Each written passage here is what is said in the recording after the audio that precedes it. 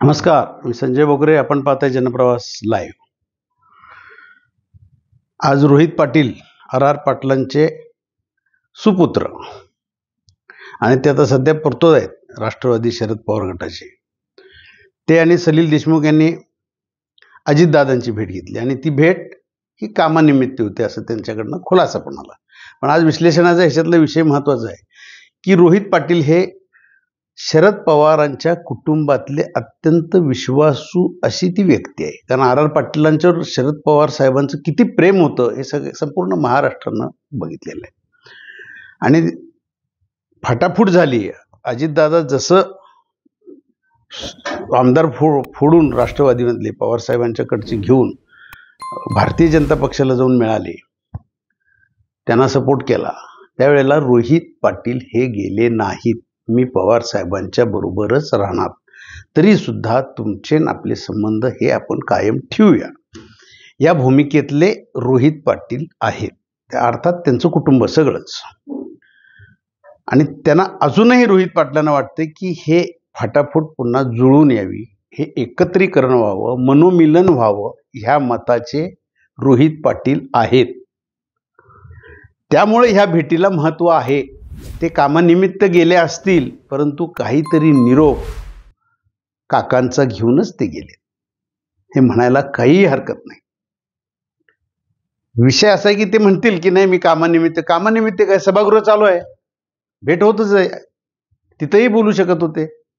सलील देशमुखच कशाला पाहिजे होते बरोबर? मग काहीतरी गोपनीय गोष्टी आहेत की आता सध्या जयंत पाटील यांना मंत्रिपद द्यायचं, केंद्रातली समीकरणं जुळवायची, त्याच्यासाठी अजितदादा आणि देवाभाऊ यांनी प्रयत्न करायचे आणि कुणीकडनं एकदा मनोमिलन करून राष्ट्रवादी पूर्वीसारखा एकत्र करायचा.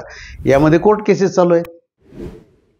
मग त्याच्यातले जे तांत्रिक मुद्दे आहेत ते कसे सोडवायचे, त्याचे निरोप घेऊन रोहित पाटील हे अजितदादांच्याकडे गेले होते. हे विश्वसनीय माहिती आम्हाला कळते. आज कोण म्हणतील हे तर्कवितर्क करणं, राजकीय विश्लेषकांना काय उद्योग आहे का, असंही म्हणणारी आहेत.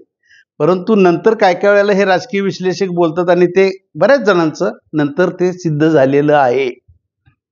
काही जणांचे राजकीय अंदाज सुद्धा बरोबर येतात.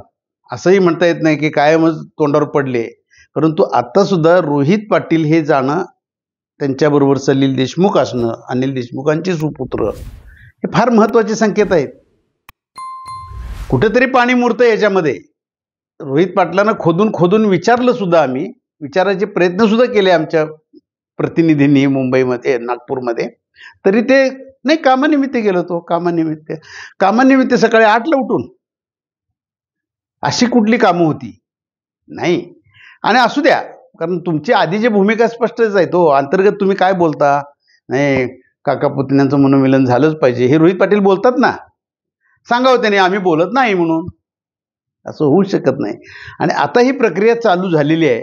फक्त कुणाला काय द्यायचं, कुणाला कुठे ठेवायचं, आणि आता ह्याचा बॉम्बस्फोट कधीतरी होणारच ना. हे कुठेतरी कळणारच आहे, लपून राहणार नाही आहेत.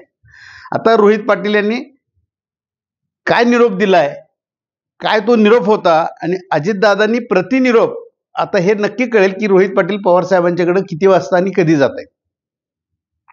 काहीतरी अजितदादांनी निरोप दिलेला आहे आणि तोही संदेश घेऊन आता रोहित पाटील हे पवार साहेबांच्याकडे जातील आणि पुढची समीकरणं घालायला सुरुवात झालेली आहे. जयंत पाटील आत्ता गेले असते तर मीडियामध्ये बराच गदारोळ झाला असता.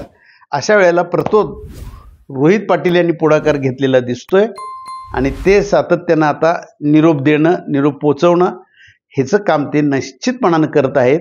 हे आता ह्याच्यातनं सिद्ध होतंय. आगामी काळात निश्चितपणानं कळून येईल. एवढंच आज या निमित्तानं. उद्या पुढच्या भागात.